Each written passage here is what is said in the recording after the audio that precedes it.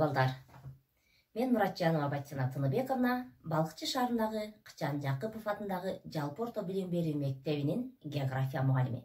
Мен бүгүн силер менен табиат таануу сабагында жолугушуп жатканым үчүн абдан кубанычтамын. Биз сабакты баштаардан мурда көңүлүбүздү көтөрүү үчүн бир аз көнүгүүлөрдү жазып алалы.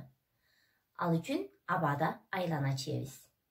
Бул көнүгүүнүн аты абадагы 6 айлана деп аталат. Айлананы жөн чийбестен санап чебиз. Анда эмесе баштадык.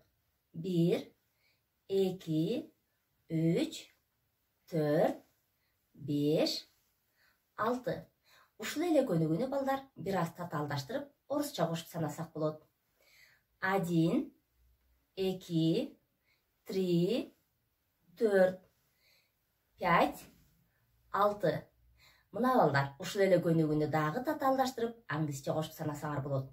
Бул абадагы 6 айлана көнүгүүсү сабактын аягына чейин колдонулуп, сабактын аягында географиялык көнүгүү кылып аткарабыз. Бүгүнкү балдар биздин өтө турган темабыз атмосфера, жердин аба кабыгы деп аталмакчы. Анда эмесе көңүлүбүздү сабакка буралы. Бүгүнкү сабакта балдар атмосфера, анын курамы тууралуу билесиңер.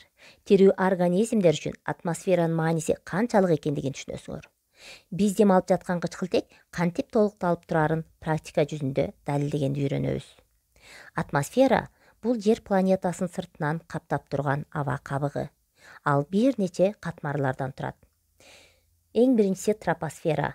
Бул катмардын калыңдыгы 18 километрге чейин болуп, анда аба ырайындагы бардык кубулуштар болуп турат. Жан-чачын, чагылган жана башка. Андан жогору стратосфера. Анын калыңдыгы 55 километр.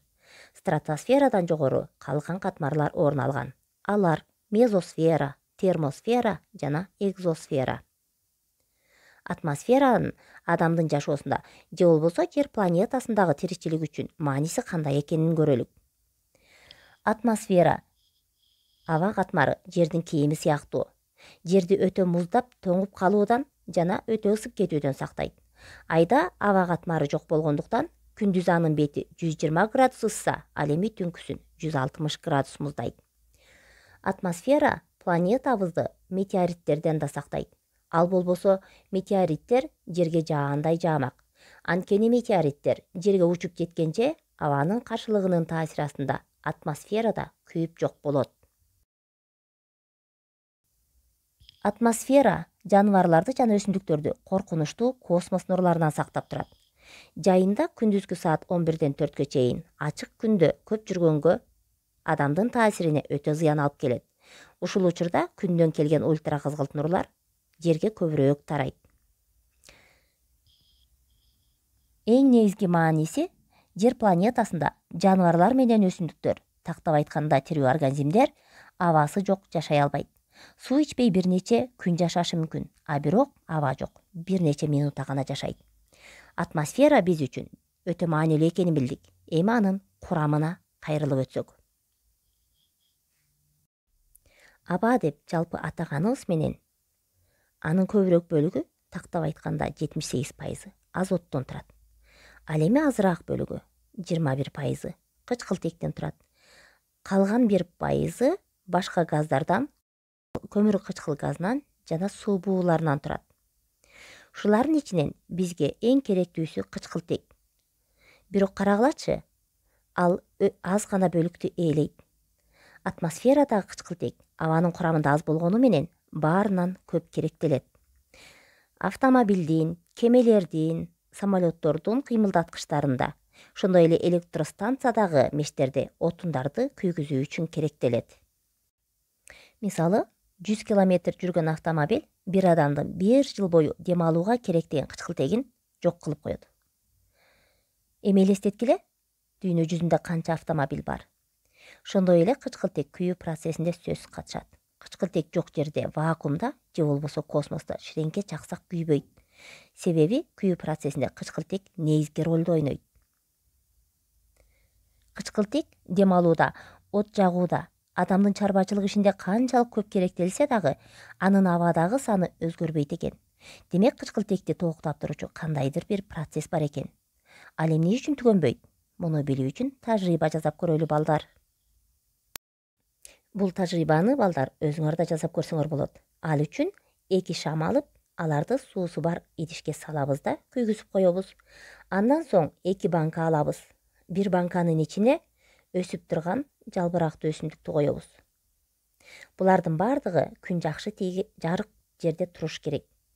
Кайсы банканын ичиндеги шам батыраак өчөрүн байкайбыз. Силер тажрыйбадан көрүп тургандай өзүңөр жасасаңар болот.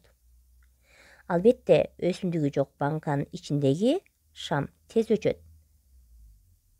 Себеби өсүмдүктөр кычкылтек бөлүп чыгараарын 1771-жылы Присли деген химик окумуштуу далилдеген. Өсүмдүктөрдүн укмуштуудай пайда келтириши жөнүндөгү бул ачылыш дүйнө жүзүнө билинди. Бул тажрыйба аркылуу биз кычкылтектин күйүүгө катышуусун билдик. Кычкылтек кайсы булактар аркылуу толуктап турарын билдик. Жердеги кычкылтектин негизги толуктоочусу бул өсүмдүктөр экен. Демек, өсүмдүктөрдү коргошубуз керек. Анда эмесе балдар, географиялык көнүгүүгө мезгил келип кетти окшойт. Кайрадан эле абадагы 6 айлана көнүгүүсү. Анда эмесе кеттик балдар. Жер, тропосфера, стратосфера, мезосфера, термосфера, экзосфера. Балдар, биз бул көнүгүүнү аткаруу менен атмосфера кандай катмарлардан турарын кайталап тилибизди жаттыктырмакчыбыз. Мен бүгүнкү сабакта эмнелерди билүүгө жетиштим. Атмосферанын биз үчүн мааниси абдан зор экенин билдим. Ал биздин планетабызды метеориттерден жана өтө муздап жана өтө ысып кетүүдөн сактайт экен. Абанын бардыгы кычкылтектен турат деп жаңылышыптырмын. Көрсө, абанын курамындагы кычкылтек аз эле пайызды түзөт экен. Кычкылтек эмне үчүн түгөнбөйт экенин тажрыйбада далилдеп көрдүк. Кычкылтектин негизги толуктоочусу бул жашыл массивдер жосо өсүмдүктөр экенин билдим. Ошондой эле атмосферанын катмарлары билдим. Үйгө тапшырма.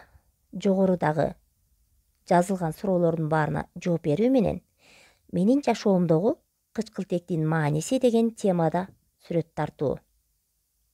Саламатта тургула балдар. Көңүл бурганыңыздар үчүн чоң рахмат.